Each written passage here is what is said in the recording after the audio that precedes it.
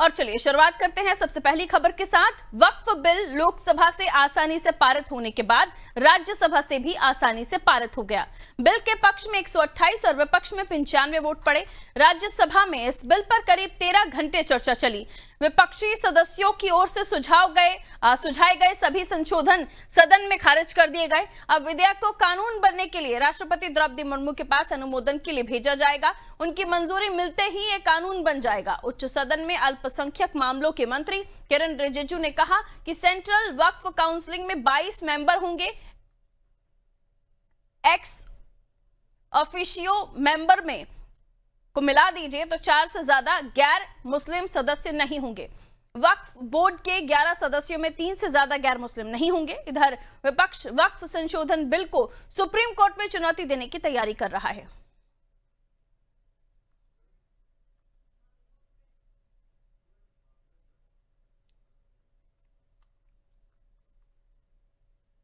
तो लोकसभा के बाद ये जो विधेयक है ये राज्यसभा से भी पास हो गया और उसके बाद अब द्रौपदी मुर्मू जी जो कि राष्ट्रपति हैं उनके पास जाएगा, जिसके बाद ये बिल धरातल पर सामने आ जाएगा। अब इसको लेकर विपक्ष का कहना है कि वो सुप्रीम कोर्ट का भी दरवाजा खटखटाएंगे, लेकिन अपनी तरफ से बिल को लेकर क्या कुछ सरकार की तैयारियां रही और क्या कुछ उसमें बदलाव किए गए, इसको लेकर राज्यसभा में भी 12 घंटे से ऊपर चर्चा चली। लेकिन उसके बाद भी विपक्ष का यही कहना है कि वो सुप्रीम कोर्ट तक जाएंगे। अभी क्या चल रहा है वहां पर, आइए जानने की कोशिश करते हैं। विनोद हमारा सहयोगी हमारे साथ जुड़ने जा रहे हैं। विनोद, देखिए तो ऑफिशियली बिल लोकसभा के बाद राज्यसभा से भी पारित हो गया है, लेकिन अब विपक्ष ने कहा है कि वो सुप्रीम कोर्ट जाने की तैयारी कर रहे हैं। बिल को अगर करीब से देखिए समझिए तो ये साफ पता चलता है कि मुस्लिम समुदायों में भी जो अलग अलग कास्ट हैं उनके लिए भी बिल में कुछ ना कुछ है। जो महिलाएं हैं डिवोर्सी उनके लिए भी बिल में कुछ ना कुछ है। जो गरीब बच्चे हैं उनके लिए, कुल मिलाकर सरकार ने ये बताया है कि गरीब मुस्लिम परिवारों के लिए ये बिल जो है काफी हितकारी है। लेकिन उसके बावजूद भी तमाम जो संशोधन बताए गए थे विपक्ष की तरफ से उन सभी को खारिज करते हुए बिल पास हो गया। क्या कुछ अभी अपडेट्स है इस मामले में? अगर देखा जाए पारुल, तो जिस तरह से परसों जब लोकसभा में बिल पेश हुआ था उसी टाइम हंगामा विपक्ष ने चालू करा था। ये कहीं ना कहीं जनता को बरगलाने का एक तरीका था। 14 घंटे की लंबी बहस के बाद आखिर रात को वक्त बिल जो है लोकसभा से पास हुआ। कल जब राज्यसभा में गया गया तब भी एक अटकलें लगाई जा रही थी, कहीं ना कहीं विपक्ष इसको अटकाएगा, लंबे समय तक खींचेगा। और विपक्ष का एक ही कहना था कहीं ना कहीं मुस्लिम समुदाय में इससे रोष होगा और गुस्सा देखने को मिलेगा, मगर ऐसा कुछ नहीं हुआ। आखिर 12 घंटे की लंबी बहस के बाद कल राज्यसभा में भी वक्त बिल पास हुआ और बहुत ही शांति तरीके से। मगर देखा जाए आज शुक्रवार है, जुम्मे का दिन है, एक अटकलें लगाई जा रही थी कहीं ना कहीं मुस्लिम समुदाय का विरोध करेगा, कहीं ना कहीं कुछ ना कुछ दिखेगा, मगर ऐसा कुछ नहीं। शांतिपूर्वक मुस्लिम समुदाय ने इसका स्वागत किया। अगर कहा जाए तो मुस्लिम दरगाह जो निजामुद्दीन दरगाह है जो दिल्ली के अंदर है, वहां पे उसका परसों मिठाइयां बांटी गई, एक दूसरे का मुंह मिठा कर स्वागत किया गया। कल भी सेम वही सब देखने को मिला, जबकि एक तरफ सदन में बहस चल रही थी और वही निजामुद्दीन दरगाह पर मिठाइयां बांटी रही थी, खुशियां मनाई जा रही थी। जैसे आपने कहा कि जो अल्पसंख्यक मोर्चा के जो समुदाय के जो अब मंत्री हैं किरेन रिजिजू जी, उन्होंने सब साफ बताया था कि ये इस बिल में पारदर्शिता है और कहीं ना कहीं जो निचला तबका है मुस्लिम समुदाय का, जो गरीब तबका है, उसके लिए भी कुछ ना कुछ रखा गया है, उसको ध्यान में रखकर इस बिल को पास किया गया है। तो ये सही बात भी है।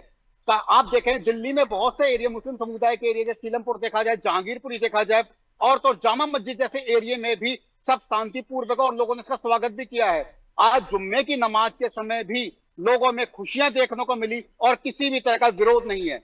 अब रही बात जैसे सुप्रीम कोर्ट जाने की, तो कहीं ना कहीं विपक्ष में भी एकजुटता देखने को नहीं मिल रही है। जी, यानी एकजुटता देखने को नहीं मिल रही है। खबर ये आई है कि शायद जेडीयू से कुछ सांसदों ने रिजाइन भी करने की बात कही है और उसके अलावा ये भी खबरें आ रही हैं कि अलग अलग दलों में जो पक्ष में भी हैं वहां से भी कुछ ऐसे जो, क्योंकि उनका जो वोटर है खासतौर पर जिस क्षेत्र से वो आते हैं वहां के वोटर्स को लुभाने के लिए शायद उनका ये कदम होगा।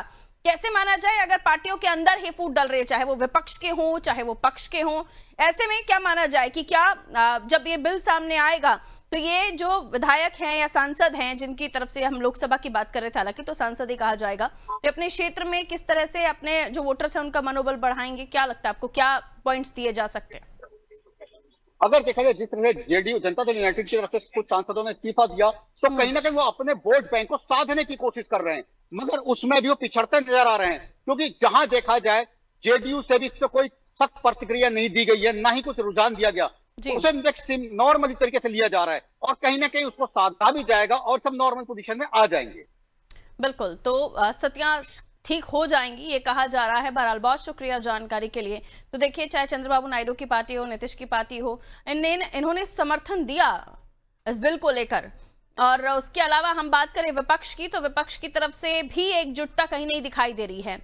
आप गौर करें तो साउथ की जो पार्टीज हैं उनमें भी कहीं ना कहीं इसमें फूट दिखाई दे रही थी। और उन्होंने कहा कि हमने कोई विहिप नहीं जारी किया है सांसदों के लिए, और जो भी सांसद जिनके अपने अंतरात्मा की आवाज से जिस भी पक्ष में या विपक्ष में वोट करना चाहे वो कर सकते हैं। तो और फिर उसके बाद ये खबर निकल कर आई पूरे 12 घंटे की चर्चा के बाद कि अब विपक्ष कह रहा है कि वो सुप्रीम कोर्ट जाएंगे।